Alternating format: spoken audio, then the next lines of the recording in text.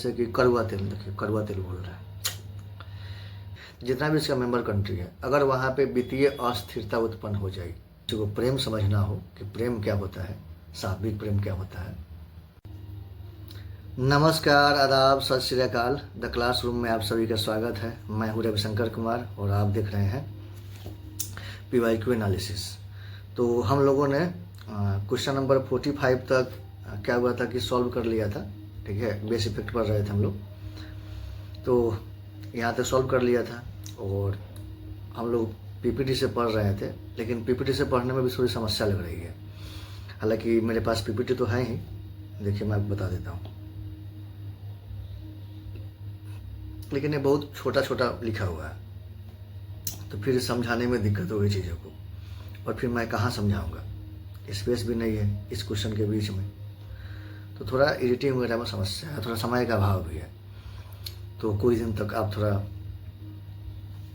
Compromise कीजिए, उसके बाद जैसे ही समय मिलता है चीज़ें ठीक कर दी जाएगी। तो आइए देखते हैं क्वेश्चन नंबर 56।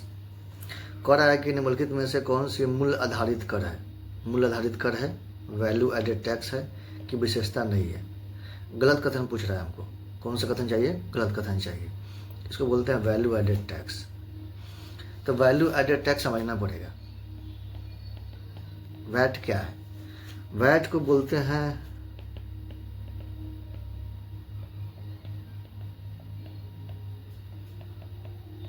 टैक्स।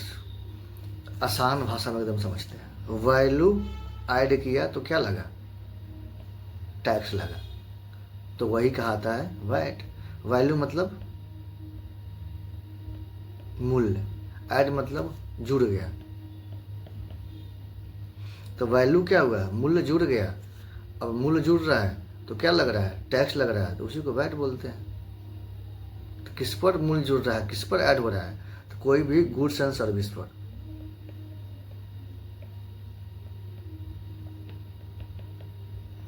कोई गुड्स एंड सर्विस पर अगर वैल्यू ऐड हो रहा है तो उस पर हम क्या टैक्स लगते हैं। आइए, NCERT में एक उदाहरण दिया हुआ है गेहूं का, वही वाला हम लेते हैं उदाहरण। किसान गेहूं बेच दिया, कितना में? मान लेते हैं 20 रुपये kg वह गेहूं बेचा, ठीक। और वह गेहूं ले जा करके कोई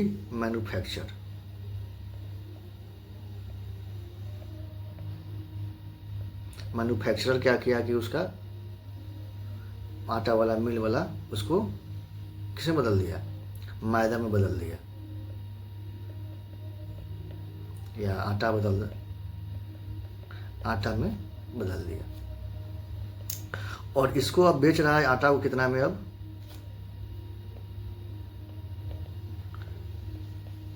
100 रुपये kg आटा बेच रहा है।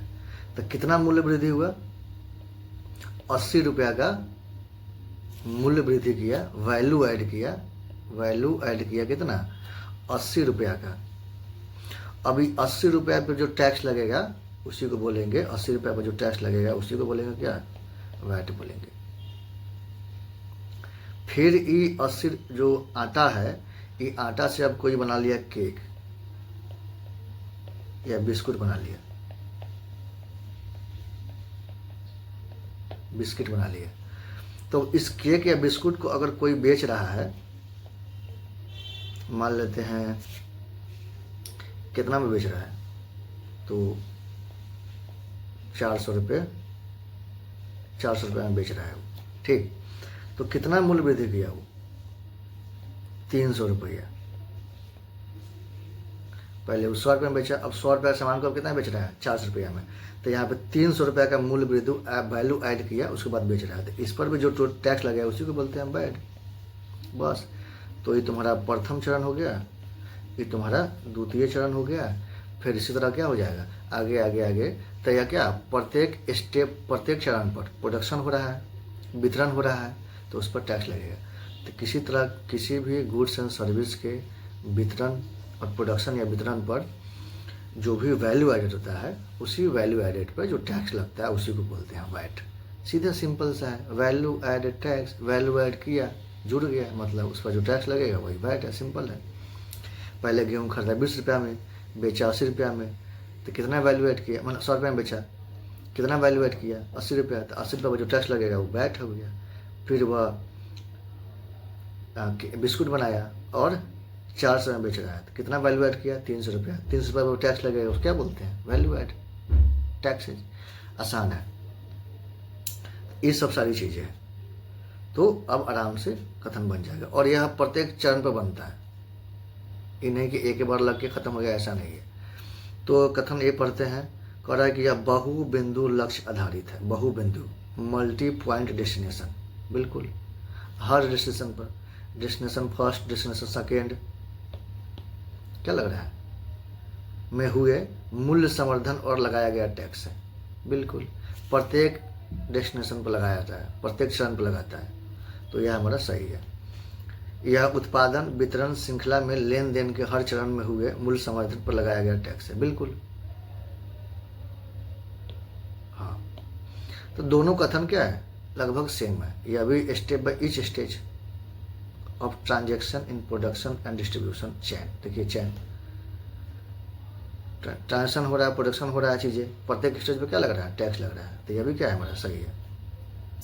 सी देखते हैं, यह वस्तुओं तथा सेवाओं पर उपयोग के अंतिम चरण में लगाया गया टैक्स है जिसका वहन अंततः उपभोक्ताओं करना पड़ता है, बिल्कुल।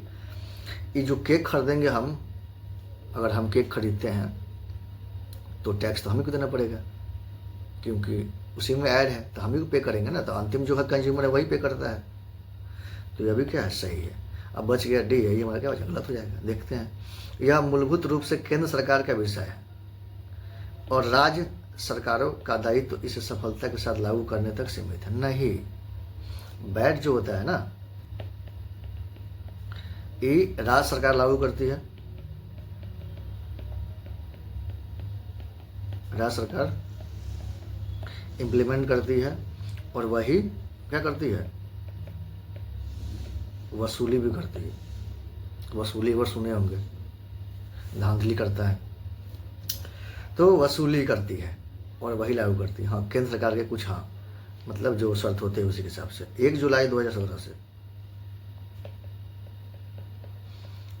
वैट की जगह क्या आ गया, जीएसटी आ गया, goods services and tax, goods and services tax.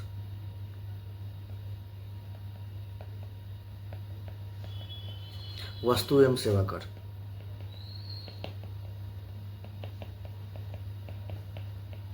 वही आ गया।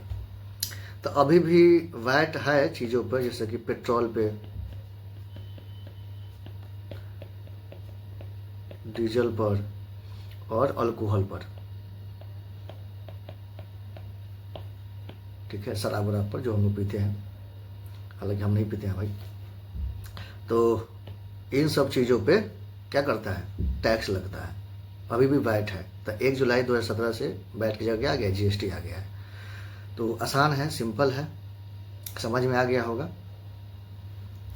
क्वेश्चन नंबर 57 देखते हैं। कह रहा है कि सूक्ष्म वित्त माइक्रो फाइनेंस निम्न आयु वर्ग के व्यक्तियों के लिए वित्तीय सेवाओं का प्रावधान करता है। यह सेवाओं, उपभोक्ताओं और रोजगार में जुटे व्यक्तियों दोनों को प्रदत्त की जाती है। सूक्ष्म वित्त के अंतर्गत जो सेवाएं उपलब्ध की जाती है वह है, कह रहा है कि निम्न आयु वर्ग कर, low income groups, both consumers and self employed, जो कंज्यूमर्स है और जो सेल्फ एम्प्लॉयड है। तो सीधा सा मतलब है, इतना पढ़ने की जरूरत नहीं है इसमें। सबसे पहले जानिए माइक्रो फाइनेंस क्या है, इसी को बोलते हैं सूक्ष्म वित्त, MFI, माइक्रो फाइनेंस इंस्टीट्यूशंस,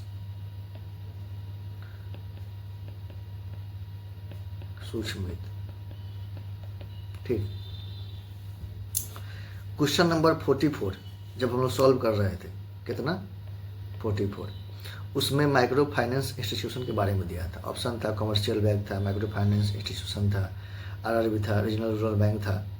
तो इस सब ऑप्शन में दिया हुआ था। देखिए, अगर माइक्रो फाइनेंस इंस्टीट्यूशन से 2 क्वेश्चन आ रहे हैं यूपीएससी प्रीलिम्स 2011 में, इसीलिए अगर पता होगा ढंग से तो चीज़ें बन जाएगी। अब यही जानना है कि माइक्रो फाइनेंस इंस्टीट्यूशन क्या होता है।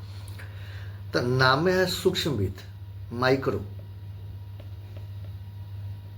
सूक्ष्म मतलब छोटे जो उद्यमी होते हैं, जैसे जो रेहड़ी पटरी लगाते हैं या जिनकी इनकम कम हो, जो कम गरीब लोग होते हैं, उसको क्या करता है, वित्त कर देता है, फाइनेंस करता है। नहीं बोलता है कि मोटरसाइकिल फाइनेंस करवा लिए या एसी फाइनेंस करवा लिए, फ्रिज फाइनेंस करवा लिए। फाइनेंस मतलब उसको लोन देता है, क्रेडिट देता है। तो कौन देगा, MFI देगा, जो सूक्ष्म वित्त होता है, छोटे छोटे जो बैंक होते हैं, माइक्रो फाइनेंशियल इंस्टीट्यूशन होते हैं, संस्थाएं होती है, वही क्या करती है, इसको लोन वगैरह देती है। तो उसी के बारे में बात कर रहा है। तो यह इसका और क्या क्या करता है, तो सेविंग्स वाला भी काम करता है। सेविंग्स मतलब बचत वाला,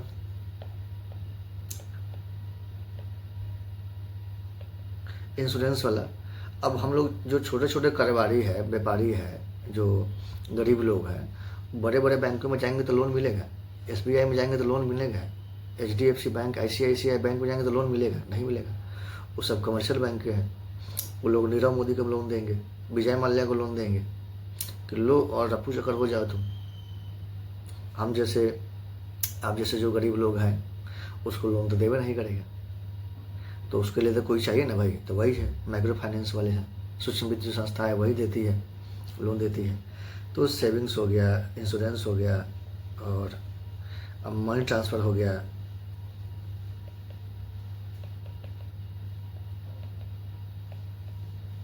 तो ये सब काम कौन करती है, माइक्रो फाइनेंस वाले करते हैं। अगर किसी को मान लेते हैं कि 30,000 रुपये का लोन चाहिए सिलाई मशीन खरीदने के लिए,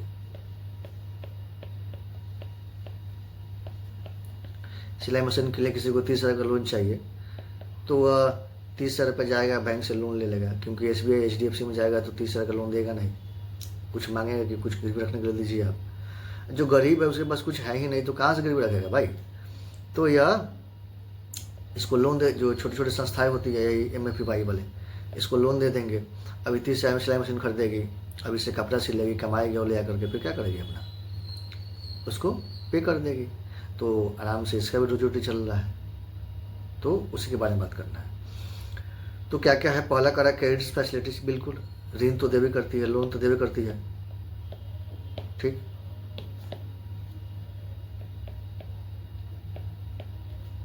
दूसरा सेविंग फैसिलिटीज, क्योंकि आप बचत भी खाता खोल सकते हैं, वहाँ पे बचत भी कर सकते हैं, इंश्योरेंस भी करवा सकते हैं, बीमा सुविधा भी देती है, और फंड ट्रांसफर फैसिलिटी भी देती है। ठीक है, सही है। तो आसान है, आंसर डी हो जाएगा। क्वेश्चन नंबर 58 देखते हैं, ठीक है। क्वेश्चन नंबर 58, एक कंपनी, मार्केटिंग हिंदी में पढ़ते हैं भाई। आहार उत्पादों के विक्रय में जुटी एक कंपनी यह विज्ञप्ति करती है कि उसके उत्पादों में ट्रांस फैट, आइए, नहीं होती है, नहीं होती है। उसके इस अभियान का उपभोक्ताओं के लिए क्या अभिप्राय है, बताइए। ट्रांस फैट होता क्या है, कि मतलब कह रहा है कि कोई कंपनी है, अपना प्रोडक्ट बेच रही है, तो यह दावा कर रही है या एडवर्टाइजमेंट कर रही है कि उसका जो भी प्रोडक्ट है उसमें क्या है, कि ट्रांस फैट नहीं है। तो सबसे पहले ट्रांस फैट होता क्या है, अगर वो जान लेंगे तो चीज़ समझ में आ जाएगी। ट्रांस फैट्स होता क्या है जानते हैं। एक चीज़ समझते हैं सीधे, नो हाइड्रोजन, हाइड्रो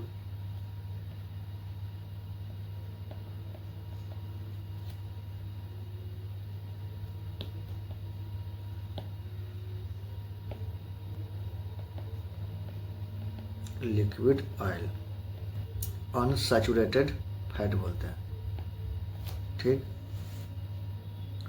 एक होता है कंप्लीट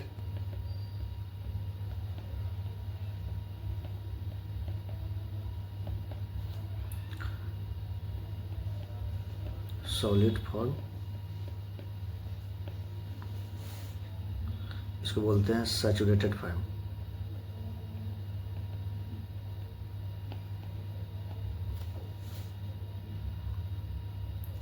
और एक होता है पार्शियली।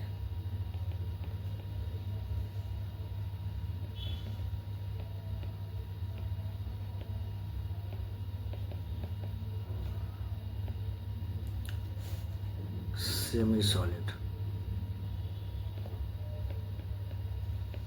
सेमी सॉलिड इसको बोलते हैं ट्रांस फैट, इसी को बोलते हैं ट्रांस फैट।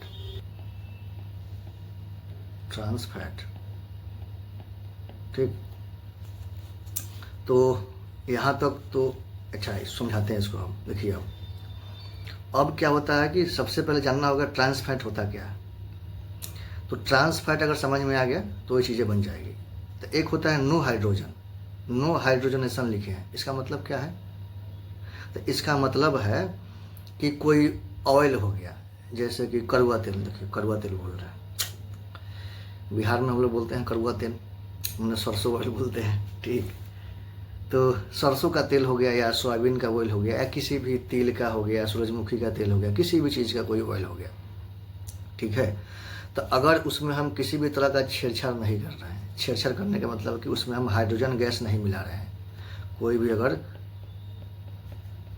सरसों ऑयल हो गया या सूरजमुखी का तेल हो गया या सोयाबीन ऑयल हो गया, तो किसी भी तरह का कोई तेल हो, ऑयल हो, अगर उसमें हम किसी तरह का छेड़छाड़ नहीं कर रहे हैं, मतलब हाइड्रोजनेशन नहीं कर रहे हैं। हाइड्रोजनेशन करने का मतलब कि इसमें हम हाइड्रोजन गैस नहीं मिला रहे हैं। क्या? हाइड्रोजन गैस नहीं मिला रहे हैं, तो जैसे था वह उसी अवस्था में रहेगा।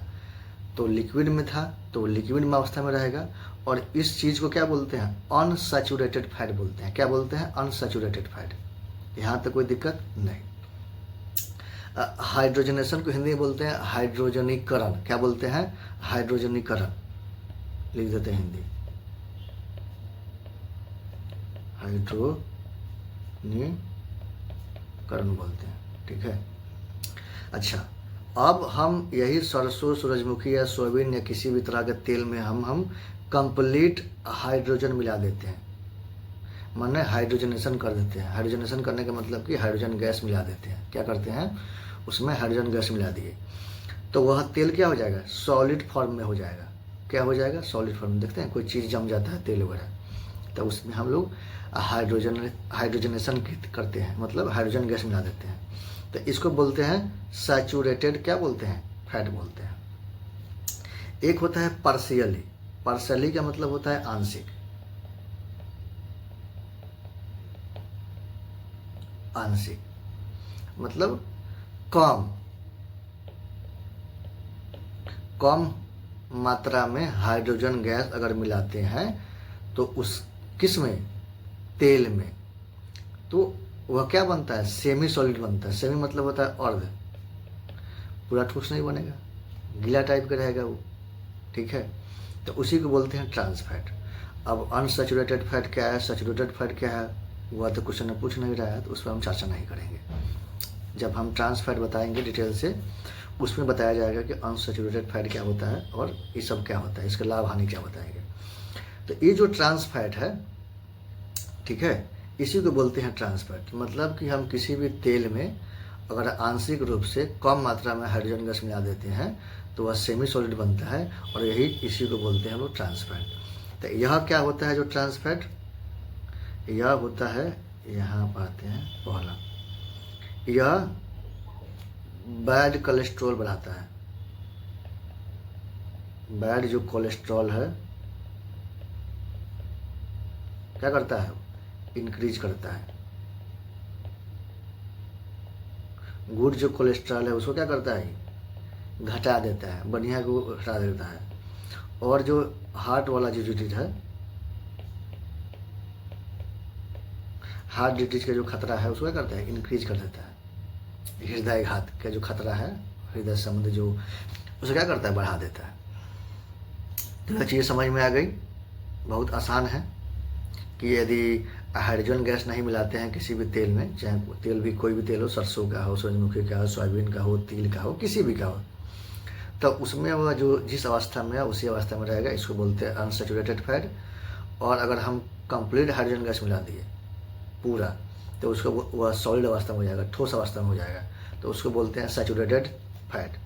लेकिन हम कम जब मिलाते हैं हाइड्रोजन गैस उस तेल में, तो इसको हो जाता है सेमी सॉलिड, और यही सेमी सॉलिड क्या होता है, ट्रांस फैट। अच्छा, इसको क्यों मिलाया जाता है, क्यों मिलाया जाता है? मिलाने के पीछे कारण क्या है कि जो सेल्फ लाइफ है ना, सेल्फ लाइफ इसकी क्या होती है, बढ़ जाती है। और टेस्ट भी क्या होता है, बढ़ जाता है। जो खर्च होता है,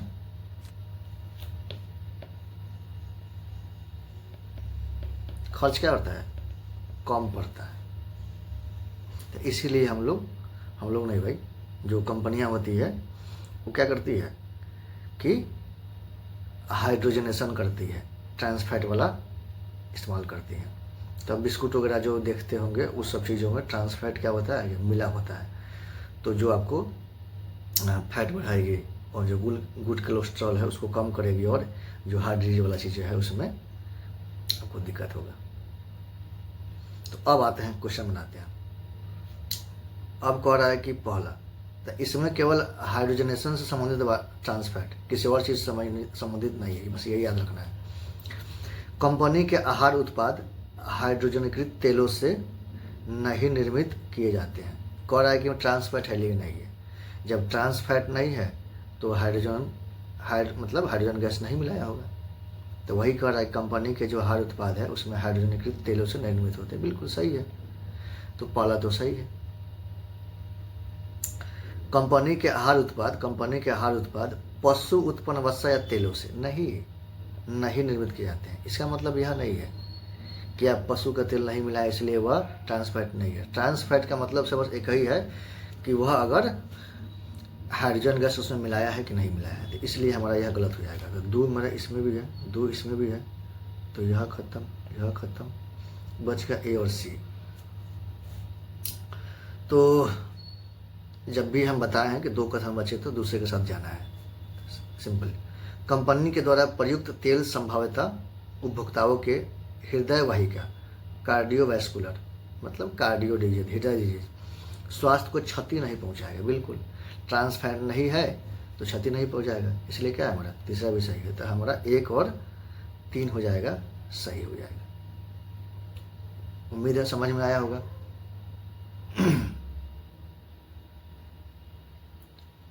अब इसमें कोई कहे कि सर हिंदी में लिखिए, इसमें हिंदी में क्या लिखे हम, पार्शियली आंशिक हाइड्रोजनेशन, हाइड्रोजन लिखे दिए हम, लिक्विड मतलब तरल, भाई तरल, लिक्विड मतलब होता है तरल। तो इतना तो बेसिक तो पता होगा ही। अनसैचुरेटेड मतलब असंतृप्त, देख रहे हैं कैसे कैसे नाम है। सैचुरेटेड मतलब संतृप्त। तब ये सब चीज़ें क्या है, फैट मतलब वसा। तो ये सब बेसिक है। इसमें क्या हिंदी इंग्लिश लिखे हम। क्वेश्चन नंबर 59 देखते हैं। कह रहा है क्या कि इंटरनेशनल मॉनेटरी फंड, किसमें, इंटरनेशनल मॉनेटरी फंड, अंतर्राष्ट्रीय मुद्रा कोष बोलते हैं, के संबंध में कौन सा कथन सही है। आसान है, IMF के बारे में सब कुछ पता होगा यार। IMF का मतलब क्या होता है ना, इंटरनेशनल मॉनेटरी फंड। ये काम का क्या करता है, इससे पहले हम जानते हैं एक और चीज़ कि जैसे कि कोई फैमिली है, पापा, ठीक,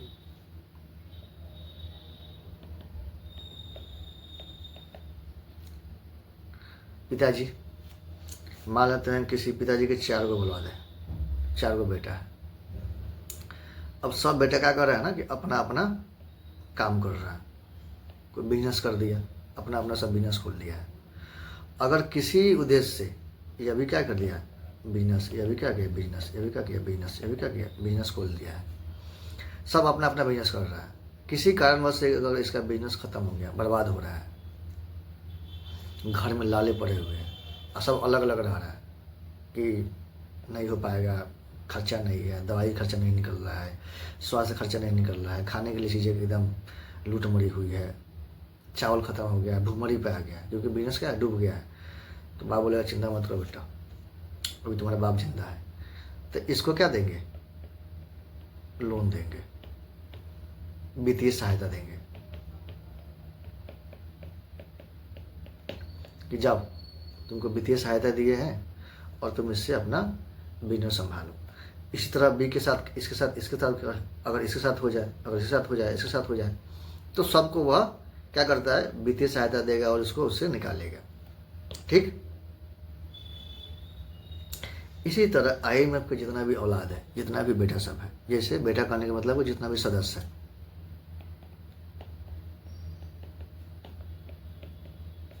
जितना भी सदस्य देश है, मेंबर कंट्री,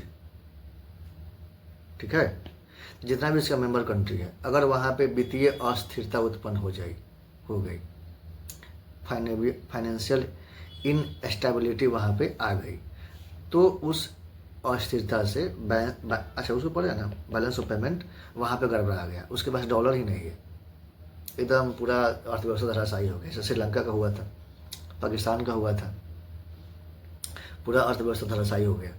तो क्या करेगा वो, तो IMF क्या करता है, उसको वित्तीय सहायता देता है, लोन देता है कि भाई तुम लो। जैसे कि मान लेते हैं पाकिस्तान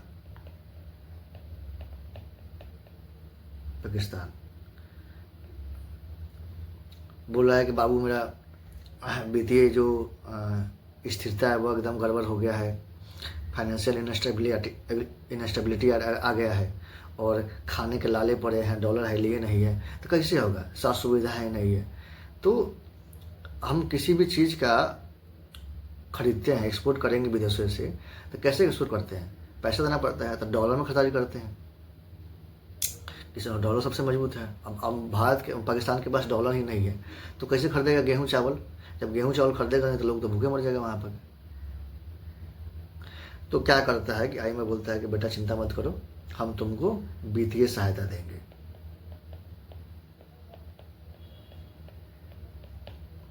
और उसको वहाँ से क्या करता है, निकालता है, अर्थव्यवस्था को पटरी पर लाने का काम करता है। ठीक है, तो IMF का यही काम है। अब इसमें स्थापना पूछ नहीं रहा है कि स्थापना कब हुआ था, 1944 में हुआ था, ब्रिटेन में, क्या वो सब पढ़ना नहीं है, जब पढ़ाएंगे हम IMF उसमें बताएंगे हम। तो एक और बात याद रखना है कि केवल यह सदस्य देशों को देता है, किसी को नहीं दे देगा यह भी बात याद रखना है। और एक चीज़ में और याद रख सकते हैं ना, IMF कोई अगर योजना आप लगा रहे हैं तो किसी योजना में वो खर्चा नहीं करता है, जब उसका हालत ख़राब हो, एकदम दयनीय स्थिति हो गई, तब जा कर के वह उसमें वित्तीय सहायता देता है, लोन देता है। यदि आप कोई प्रोजेक्ट लगा रहे हैं तो उसमें वह नहीं देते। जैसे कि मान लीजिए कोई सोलर प्रोजेक्ट लगा रहे हैं, कोई रेलवे लगा रहे हैं, उसमें वो सहायता नहीं देगा, क्योंकि जानता है कि तुम मज़े में हो, इसलिए तो सोलर प्रोजेक्ट लगा रहे हो, सब चीज़ें लगा रहे हो। जब एकदम हालत ख़राब हो जाए, एकदम दयनीय स्थिति हो जाए, तब जा कर के वो साख एकदम खतरे में आ जाए, तब जा कर के बाबू क्या करता है, सहायता करता है, IMF सहायता करता है।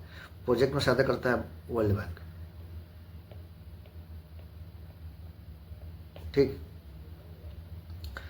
कथन देखते हैं, यह किसी भी देश को ऋण प्रदान कर सकता है, किसी भी देश को नहीं, जो उसका बेटा होगा उसी को, जो उसका सदस्य होगा उसी को। यह केवल विकसित देशों को ऋण प्रदान कर सकता है, नहीं किसी बेटा का बिजनेस चल रहा है तो नहीं, किसी को भी प्रदान कर सकता है जो उसका सदस्य देश है। यह केवल सदस्य देशों को ऋण प्रदान कर सकता है, बिल्कुल सही है, जो उसका बेटा होगा। या किसी देश के केंद्रीय बैंक को ऋण प्रदान कर सकता है, किसी भी देश को नहीं, उस देश के जो उसका सदस्य है, जो उसका बेटा है, उसके केंद्रीय बैंक को ऋण प्रदान करता है, इसलिए यह गलत है। तो C हमारा सही हो जाएगा। समझ में आ गया होगा। अब क्वेश्चन नंबर 60 देखते हैं। Why use the offering of teaser loss, लोक लुभावन लोन। तो वाणिज्यिक बैंकों द्वारा दिए जाने वाले लोक लुभावन, जिसको बोलते हैं इंग्लिश में टीजर लोन्स, क्यों कर आर्थिक चिंता का विषय है, इकोनॉमिकल कंसर्न। आर्थिक चिंता का विषय क्यों है भैया? तो टीजर लोन होता क्या है? टीजर का नाम रखा हुआ क्या? लोक लुभावन लोन। लोक लुभावन का मतलब क्या होता है? जो लोक मतलब पब्लिक, लुभावन मतलब कि जो लुभ गया, मतलब अपनी ओर आकर्षित करने वाला।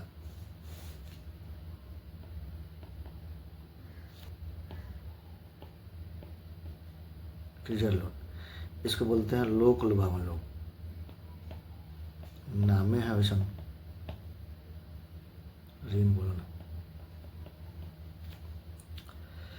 तो क्या करता है, कोई कमर्शियल बैंक है और वह टीजर लोन दे रहा है और वह डूब जाता है, उससे निकलती नहीं है, तो लोग चुका नहीं पाते हैं, तो यह आर्थिक चिंता का विषय है। और आर्थिक चिंता का विषय क्यों है? तो जब तक आपको टीजर लोन समझ में नहीं आएगा, बनेगा नहीं। तो टीजर लोन समझते हैं, चीज़ों को समझते हैं। देखिए, टीजर मतलब होता है लोक लेखन। अच्छा, आप जब फिल्म कभी देखे हैं, जैसे कि एक अभी वेब सीरीज आया था मुसाफिर कैफे, मैंने उसको देखा, तो उसके पहले टीजर हम देखे, टीजर मुझे अच्छा लगा तो हम जाकर गए देखने, और फिल्म वाकई में, मतलब वेब सीरीज वाकई में अच्छी थी। एक किताब पढ़े होंगे आप, गुनाहों का देवता, धर्मवीर भारती की किताब है। अगर किसी को प्रेम समझना हो कि प्रेम क्या होता है, सात्विक प्रेम क्या होता है, तो वह गुनाहों का देवता पढ़े। तब मुसाफिर कैफे भी एक उपन्यास है, उसी पर आधारित बनी हुई है। तो हम टीजर देखे, उसके बाद उस वेब सीरीज को देखो, अच्छा लगा। तो क्या करता है कि फिल्म जब फिल्म रिलीज होती है, तो उसके पहले टीजर निकालता है, ट्रेलर निकालता है। तो हम लोग टीजर देख करके डिसाइड करते हैं कि जाना है कि नहीं मूवी देखने। इसी तरह एक टीजर देखे थे, चतुर सिंह 2 स्टार। किसका? चतुर सिंह 2 स्टार। टीजर देखे, ट्रेलर देखे और गए हम लोग फिल्म देखने। इतना ना घटिया फिल्म था कि माथा चाट गया। बीच फिल्म से हम लोग निकल कर चले आए, नहीं देखे। तो टीजर क्यों बनाया जाता है? टीजर ऐसा बनाया जाता है कि लोगों को अट्रैक्ट करे, कि ज़्यादा से ज़्यादा लोग आकर के हमारे थिएटर में मूवी देखें। तो उसी हिसाब से टीजर बनाया जाता है। इसीलिए तो लोन भी जब जो कमर्शियल बैंक होता है,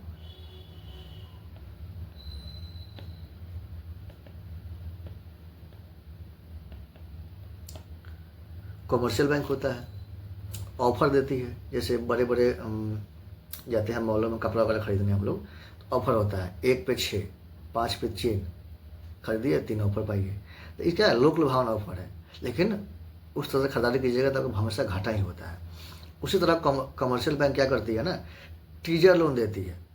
टीजर लोन मतलब लोक लुभावन लोन देती है, ऋण देती है। शुरू में क्या होता है, इसका ईएमआई बहुत कम होता है। शुरू में ईएमआई कम होता है, क्योंकि जो इंटरेस्ट होता है, इंटरेस्ट मतलब ब्याज, शुरू में ब्याज मतलब कि 6% ब्याज हो गया या 5% ब्याज हो गया, ठीक है। तो शुरू में इंटरेस्ट कम होती है, तो लोग कहते हैं अरे इंटरेस्ट कम है, जाकर लोन ले लेते हैं। लेकिन बाद में क्या होती है, बाद में इंटरेस्ट हाई हो जाता है। बाद में इंटरेस्ट क्या हो जाता है, मान लेते हैं कि 12% हो गया या 10% हो गया या 11% हो गया ब्याज। तो मान लेते हैं कि शुरू में अगर EMI 6,000 रुपया है, अब जिस आदमी का सैलरी 10,000 रुपया हो या 12,000 रुपया हो, तो कहता है कि ठीक है हम 6,000 रुपया EMI भर देंगे, बाकी 4,000 मेरा गुजारा भत्ता हो जाएगा, ठीक है।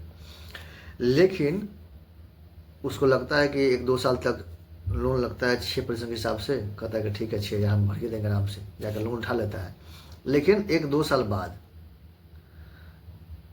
2 साल बाद लोन इंटरेस्ट रेट क्या हो जाता है, बढ़ जाता है। जो मार्केट रेट था उसी पे चली जाती है। तो मार्केट मान लेते हैं चल रहा है 12%, 11%, 18%, तो जो EMI है बढ़ के क्या हो जाएगा, सीधे हो जाता है 12,000। सपोज तक मान लेते हैं कि 12,000 हो गया या 10,000 हो गया। तो जिसका कमाई है 10,000 रुपया, तो 6,000 रुपये तो पे कर सकता था, लेकिन अब एक बार हो जाए 12,000 तो कहाँ से करेगा? आमदनी अठन्नी खर्चा रुपया हो जाएगा, वो तो पे नहीं कर पाएगा वो। तो जब पे नहीं करता है तो क्या हो जाता है, NPA हो जाता है। NPA मतलब नॉन परफॉर्मिंग एसेट बोलते हैं, ठीक है। नॉन परफॉर्मिंग एसेट, गैर, क्या बोलते हैं हिंदी इसके याद नहीं है। तो 6,000 तो समझ में आ गया ना चीज़ें। तो यही होता है, शुरुआत में आपको कम ब्याज पर देता है तो लोग अट्रैक्टिव हो जाता है कि कम ब्याज है, कम EMI भरना है, ले लेते हैं। लेकिन 1-2 साल के बाद उसका EMI 6,000 से 12,000 हो जाता है। अब कमाई है उसका 10,000, 12,000 कहाँ से पेमेंट करेगा वो? तो लोन चुका नहीं पाता है, और लोन चुकाएगा नहीं तो फिर क्या हो जाता है, दिक्कत हो जाता है चीज़ें। तो इसीलिए इसी को बोलते हैं टीजर लोन। तो यही क्या है, इकोनॉमिकल कंसर्न का चिंता, आर्थिक चिंता का विषय है। अब इसके बारे में दिया है, जो गलत है वो गलत होगा, जो सही है वही चुनना है हमको। वाला देखते हैं, लोक लुभावन ऋण टीजर लोन, अधोमुख ऋणों, सब प्राइम लेंडिंग। एक चीज़ और समझना पड़ेगा, सब प्राइम लेंडिंग क्या है।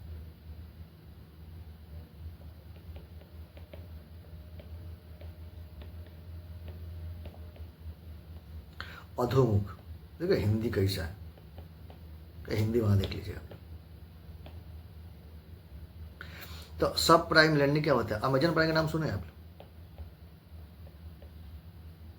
देखिए ऐसा उदाहरण दे देंगे, इतना मचा बनाने इकोनॉमिक्स, फिर आप कभी भूल नहीं पाइएगा, एकदम दिमाग में चाह बसा देंगे। तो अमेजन प्राइम का नाम सुने हम लोग। तो अमेजन प्राइम हम लोग लेते हैं ना, प्राइम मतलब होता है प्रधान, मतलब या मुख्य। तो जब अमेजन प्राइम लेते हैं तो आपको स्पेशल ट्रीटमेंट मिलता है। किसी भी वस्तु खरीदते हैं अमेजन से तो आपको तुरंत चला आता है, उस पर डिलीवरी चार्ज नहीं लगता है। तो बढ़िया से आपको अवभगत मिलता है, रिस्पेक्ट मिलता है, ट्रीटमेंट मिलता है।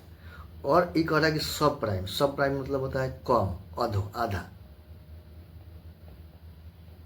आधा प्राइम मतलब कम प्राइम, आपको ज़्यादा तवज्जो नहीं दिया जाएगा, कम प्रधानता दी जाएगी, उसी को बोलते हैं सब प्राइम। सब प्राइम मतलब कि आप गरीब हो, जिसका आय कम हो। सब प्राइम कहने का मतलब है कि जिसका इनकम कम हो, इनकम क्या हो, कम हो, ठीक है। जिसका क्रेडिट हिस्ट्री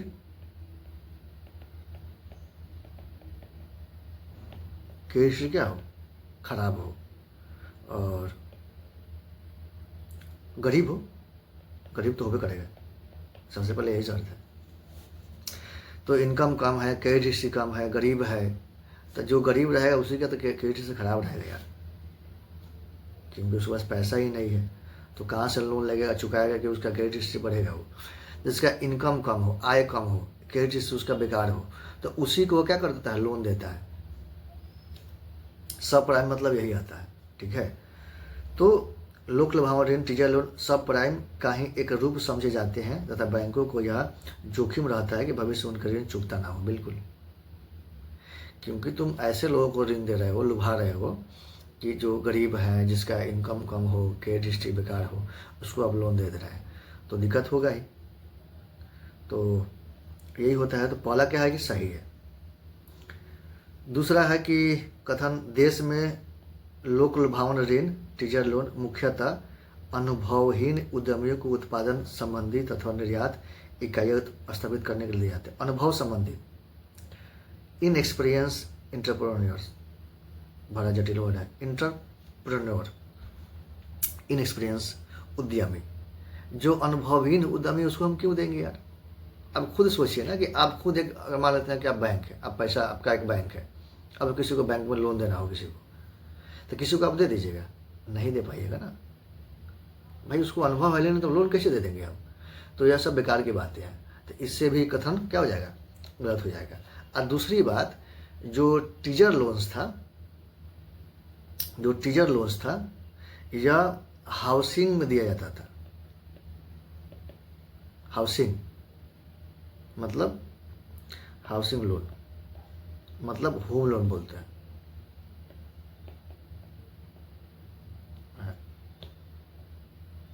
ठीक है, HO लोन, ठीक, हाँ, होम लोन में दिया जाता था। किसी को घर बनवाना हो, लोग क्या है ना कि आजकल शादी ब्याह कर करके सोचते हैं कि हम न्यूक्लियर फैमिली बसाएं, मतलब एकल परिवार बसाएं, कि झिलमिल सितारों का आंगन होगा और झिमझिम बरसता सावन होगा। लोग संयुक्त परिवार में, ज्वाइंट फैमिली में रहना चाहते नहीं है। हालांकि मुझे ज्वाइंट फैमिली बहुत पसंद आता है, कि उसमें क्या है कि हंसता है, मुस्कुराता है, रोता है, कलेश होता है तो मज़ा आता है, ठीक है, खुशी भी है, दर्द भी है, सब भी है। एकल परिवार में अलगे इधर लगा पड़ा है, मरा हुआ है, एकदम ख्वाब बुनता है कि झिलमिल रिमझिम सितारों का आंगन होगा और झिलमिल बरसता सावन होगा। हाँ, झिलमिल सितारों का आंगन होगा और रिमझिम बरसता सावन होगा। अभी सावन चल भी रहा है।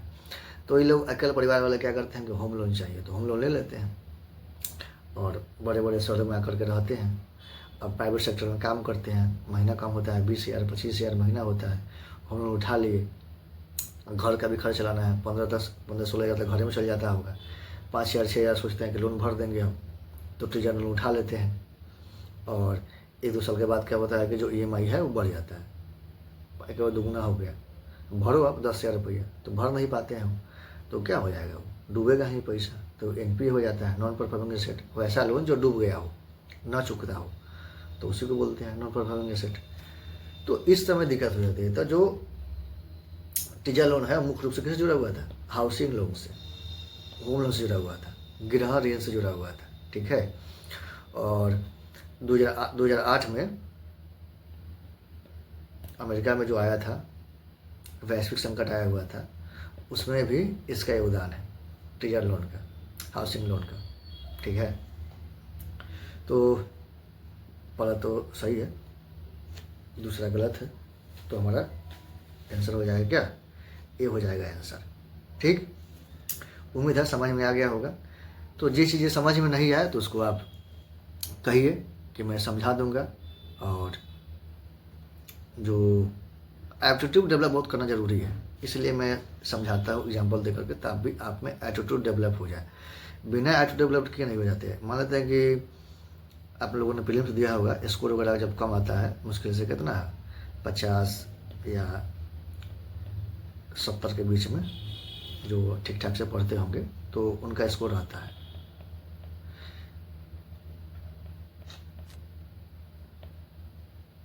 नॉलेज के बेस से आप बना लीजिएगा। लेकिन 70 से अगर 100 पार करना हो तो आपको चाहिए नॉलेज प्लस एप्टीट्यूड चाहिए। अगर नॉलेज प्लस एप्टीट्यूड नहीं रहेगा तो आपसे यह नहीं बनेगा, मतलब इतना नंबर नहीं आ पाएगा। तो इसलिए एप्टीट्यूड डेवलप करना बहुत ज़रूरी है। एप्टीट्यूड डेवलप कीजिएगा ना तो चीज़ें बन जाएगी। तो हम चाहते हैं कि धीरे धीरे आप में उस तरह की एप्टीट्यूड डेवलप हो जाए।